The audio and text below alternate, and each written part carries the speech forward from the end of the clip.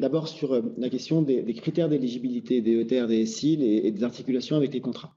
Je passe rapidement, non pas que ce ne soit pas important, mais à vrai dire, ça relève plus du champ de compétences de ma collègue Jacqueline Gouraud que du mien. Comme je dis parfois, je fixe les enveloppes et elle fait ce qu'elle veut de l'intérieur des enveloppes. Donc, c'est pour ça que je reste prudent et que je ne vais pas trop marcher sur ces plates-bandes.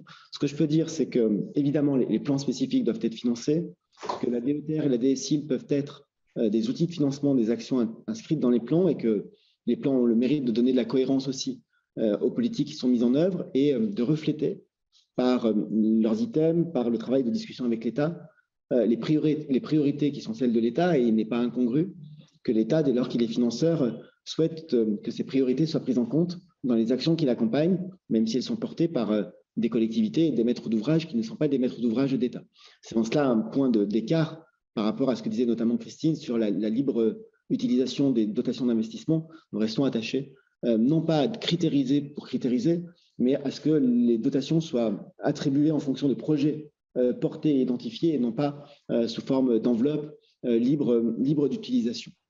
Donc les contrats sont évidemment un critère pour l'attribution de la DETR et de la DSIL, mais ce n'est pas le seul et ils ne doivent pas être exclusifs, sinon il n'y aurait plus de dotation de soutien à l'investissement, mais simplement un cofinancement de politiques contractualisées entre l'État et les collectivités.